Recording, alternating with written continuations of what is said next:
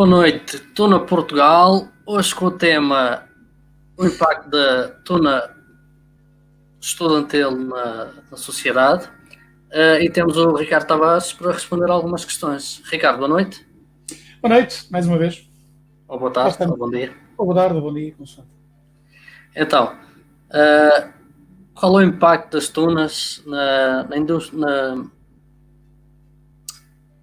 na música portuguesa?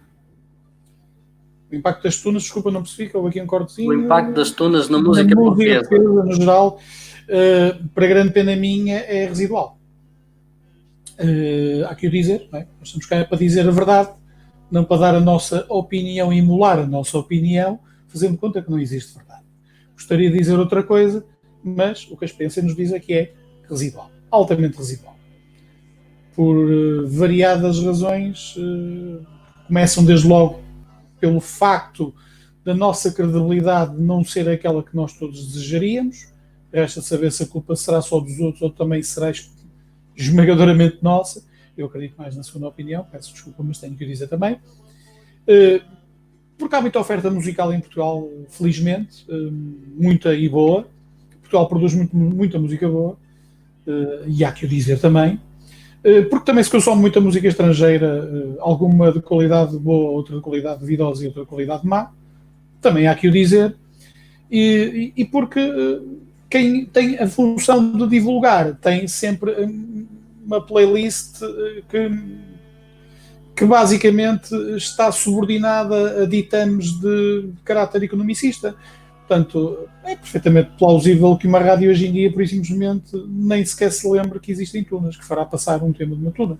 É perfeitamente normal, dentro da normalidade ao fim de 30 anos, porque eu achei que a determinada altura que nós poderíamos dar aquele salto, fazer aquele upgrade e de alguma forma ocuparmos algum espaço no pouco que em português ainda se vai divulgando e passando, nomeadamente nas rádios e na televisão, mas não, enganei-me redondamente. Sim, a malta também se engana, e o que a prática nos mostra é que nós temos, obviamente, uma passagem muito residual naquilo que é a música portuguesa, né? Comumente conhecida por música portuguesa. É residual. Não achas que a tuna tem residual. Sim, diz. Não achas que a tuna tem contribuído para o ensino da música, para mais, que a música chega a mais gente? Sim, no seu público-alvo, claramente, não há dúvida nenhuma. Convém dizer que, normalmente, tudo aquilo que nós acabamos agora, que eu acabei agora de referir, o fenómeno da tuna em Portugal tem um público-alvo, tem um mercado, é um nicho de mercado em concreto, é um segmento de mercado em concreto e muito específico que acompanha isto. Dentro desse segmento há um pequeno grupo mais restrito que acompanha com mais veemência, digamos assim, e mais atenção, e depois há aquele que é mais colateral, digamos assim, ou não tão atento, que por arrastamento até, muitas vezes, não é, acompanha o próprio fenómeno. Nós sabemos que não é só o público estudantil que acompanha o fenómeno da tuna estudantil, não, há também outros pequenos segmentos que acompanham. Pessoas de família, pessoas mais idosas, gente que de alguma forma ou já passou por turmas ou esteve ligada às academias. Portanto, há claramente um nicho de mercado, um segmento de mercado próprio que acompanha a tuna estudantil, como há também para a música barroca, provavelmente, e para o folclore português, provavelmente também haverá. Portanto, aí não somos diferentes dos outros nichos de mercado e dos outros segmentos. No todo daquilo que é medita música portuguesa, aí somos claramente 0,0001. É uma constatação, não o digo com gozo. Sim. Eu estava-te a perguntar em termos de escola de música. Em termos de escola de música, peço desculpa que perdi. Em termos de escola de música, sim, eu acho que a tuna tem ensinado também muita gente a pegarem instrumentos que se calhar antes de entrarem para a universidade ou para uma tuna nunca lhes teria passado pela cabeça tal. Não foi o meu caso, por exemplo, eu já tocava, porque eu venho, por incrível que possa parecer, da raiz popular. Eu, quando era rapazola e miúdo, toquei em ranchos folclóricos e em grupos de música popular portuguesa. Portanto, não foi propriamente uma novidade para mim pegar num cavaquinho na tuna e como pegar num bandolim, que é o meu instrumento de eleição enquanto tuna. Portanto, não foi propriamente uma novidade para mim, mas penso que terá sido para muito e boa gente uma forma de chegar à música a própria tuna. Se calhar de outra forma não se lembraria, não teria oportunidade. Sim, pode-se dizer que de alguma forma as tunas são uma escola de música. Sim, concordo.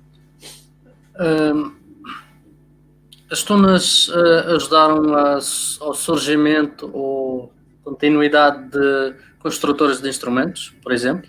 Sem dúvida alguma, sem dúvida alguma. Antes do boom das tunas, de finais dos anos 80 e inícios dos anos 90 do século XX, o anterior, havia construtores que, por isso, simplesmente estavam com a porta fechada. Já pouco ou nada faziam em termos de construção de instrumentos e, de um momento para o outro, foi a loucura total. É um boom, um dos booms que aconteceram dentro do boom tunaril dos finais dos anos 80 e inícios dos anos 90. A da construção, ou da recuperação da construção de instrumentos musicais, no caso, portugueses. Claramente. Passou-se a ver instrumentos que já não se viam há muito tocar, ou então os resquícios que existiam da sua visualização e audição seriam apenas e só, ou teriam sido apenas e só nos raios folclóricos ou nos grupos de música popular portuguesa dos tais dos anos 80. Porque fora isso, não. É evidente que a partir do momento em que começam a surgir tunas, quase como melos, não é? A gente tivemos aí uma altura que dava-se um pontapé de uma pedra, que costumávamos dizer em toda brincadeira, e saíam 4 tunas debaixo dela. Se cada tuna tiver que comprar 5, 6 bandolins, imaginem. Não é? E foi isso que aconteceu. Por arrasto, também aconteceu outra coisa engraçada, que foi o resgatar de instrumentos que já não... Sei lá, a braguesa, que se calhar não só se via em Braga, passou a ser um instrumento que, ok... E estou a dar este exemplo porque é aquilo que me veio à cabeça, de uma bandola, bandoloncela, por aí fora, quer dizer, houve uma série de instrumentos que surgiram, ou ressurgiram, melhor dito, ressurgiram, mais uma vez nós não inventamos quase nada no mundo, que reavivamos e trouxemos novamente à tona. Obviamente que isso obrigou a que fossem novamente construídos. Logo, despertamos uma indústria que estava adormecida ou praticamente na iminência de desaparecer. Sem sombra de dúvida. Qual é o impacto das tunas na produção de espetáculos? Contratação Esse é outro técnicos, boom dentro salas. Sim, esse é outro boom dentro do boom. E façamos rapidamente uma conta. A produção de um espetáculo nos anos 90 no Coliseu de Porto era qualquer coisa que, posso-vos dizer, um festival de tunas, e falo por experiência própria, não ficava por menos de, com valores de hoje, 20 mil euros, ok? Estamos a falar desde a contratação da sala até a contratação do som. A brincadeira não andaria muito longe disso. E há orçamentos bem maiores do que esses. Quer no boom, quer no pós-boom. Se nós repararmos, há aqui toda uma indústria que, de um momento para o outro, passa a ter mais um nicho de mercado. E é exatamente os festivais de tunas, onde, quer no aluguer das salas, houve salas que, por isso simplesmente, tinham a porta fechada e que voltaram a abrir graças a tunas. Houve salas que sobreviveram estes anos todos graças às tunas. E, em alguns casos, hoje em dia, são essas mesmas que lhes fecham as portas. Mas isso são contas de outro rosário. Houve salas que foram salvas por tunas, ok? Não só, mas também. Se vocês olharem para aquilo que é o aluguer de uma sala nos anos 80, neste caso nos anos 90, como o Coliseu, onde 5 mil euros não chegavam, pode-se facilmente perceber num ano onde há 4, 5, 6 festivais de tunas que estão a acontecer na cidade de Porto, no Coliseu de Porto, estão a ver a diferença que é para o próprio Coliseu de Porto ter esses alugueres, neste caso arrendamentos, não é? Ou não. Se perceberem o que é a contratação do som, se fizerem uma contratação, um som mínimo dos mínimos, a rondar os 2.500 euros, 2.000, vá, isto, já estamos um bocadinho na loucura, já podem perceber, não é, que tipo de valores é que nós estamos a falar e que tipo de input as tunas colocaram nas empresas de aluguer de som e luminotecnia. Portanto, há outro boom dentro do boom. Além do boom da recuperação dos instrumentos, fabrico, etc, ainda temos este boom em concreto. nós despolutamos esta atividade também, ou neste caso ajudamos, obviamente não sozinhos, obviamente que isso é gente que aluga PAs para políticos, por exemplo, ou para a Ana Malhoa, quer dizer, isso para eles é-lhes completamente irrelevante, porque o negócio deles é alugar um PA, ponto final. E o PA é alugado em função do cliente. O cliente quer melhor, paga mais. O cliente não pode pagar mais, tem pior. Portanto, se nós atentarmos a este panorama e depois amplificarmos isto e replicarmos isto pelo país todo, poderão facilmente, com uma calculadora, chegar à conclusão de que houve muita empresa de som. Eu conheci uma empresa de som que nasceu graças às tunas. Portanto, não precisa mais nada. Ainda falando em termos económicos, que outras áreas é que são beneficiadas pelas tunas? Hotelaria, restauração? Esse é outro pequeno boom dentro comércio local? Sim, sem sombra de dúvida. Os certames de tuna, principalmente aqueles certames de tuna que já têm algo mais histórico, e alguns novos também, aqueles que têm alguma regularidade, ou pelo menos a regularidade anual, como é normal. Obviamente que criam uma série de pequenas tradições dentro da própria tradição que é o seu festival. Cada festival tem o seu DNA, tem o seu toque peculiar, de identitário, de identificação, e que obviamente também está inserido num plano social do sítio onde se processa tudo. Portanto, não é muito difícil perceber que, voltando a fazer uma conta meramente grosseira e académica, um festival de tunas que tenha 2 noites, tenha 100 tunas a participar e consiga a módica quantia de 20 euros por pessoa para alojar, o que é um preço muito simpático, atendendo aos valores dos dias de hoje, em alojamento minimamente em condições, estamos a falar por noite em 2.000 euros, com 4.000 euros só para alojar pessoas. Portanto, se nesse fim de semana não houver festival, esse alojamento não tem 4.000 euros, se calhar vai ganhar muito menos, porque não vai ter a casa cheia de um momento para o outro com um simples telefonema. Portanto, e agora repliquem isto pelo país inteiro. O comércio local, a hotelaria, as próprias pessoas, há neste momento o tal nicho de mercado que eu falei um bocado, de pessoas que acompanham o fenómeno tunaril, não é uma coisa significativa a que eu dizer. Também não estamos propriamente a falar de grupo, isso não é disso que estamos a falar, mas há uma série de gente que acompanha, podendo alguns certames, e desloca-se a essas cidades apenas e só para assistirem ao certame. Obviamente vão ficar alojadas em algum sítio, obviamente vão ter que ir para um hotel, obviamente vão ter que jantar, obviamente vão ter que tomar um pequeno almoço, obviamente vão beber o seu copo, provavelmente ao café em frente ao teatro. Tudo isto gera um pequeno microcosmos económico que, se calhar, isoladamente, não é por aí além em termos de significância, mas se replicarmos isto ao país inteiro, podemos considerar que as tunas também ajudam à economia nacional. Sim. Ok.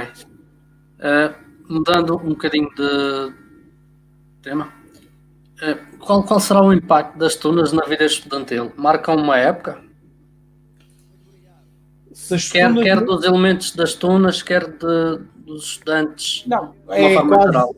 Sim, a pergunta é quase incontornável. Ser-se tuna enquanto se estuda é uma coisa, ser-se tuna depois de ter acabado o curso, ou deixando a universidade, ou interrompendo o curso, é necessariamente outra. Há que o dizer com todo o tuno, estudantil, obviamente. Há que o dizer com toda a propriedade. Até porque os tempos evoluem, as coisas andam para a frente, nós próprios nas nossas vidas vão-se mutando, e é perfeitamente natural que a disponibilidade que nós tínhamos em estar na universidade, deixando dela de existir, passe a ter uma leitura também faça a tuna um bocadinho distinta. No entanto, eu sou daquelas pessoas que entendo que a tuna é uma expressão musical antes de tudo e mais alguma coisa. Aliás, a história neste caso coincide com a minha opinião. A história diz-nos que uma tuna é, antes de tudo, uma expressão musical. É uma sorte que eu tenho de ter uma opinião igual àquilo que os factos corroboram. É uma mera coincidência. Portanto, há que o dizer, pronto, são gajos com sorte. Há gajos que têm um azar de caraças, eu tenho esta sorte neste particular em poder dizer isto.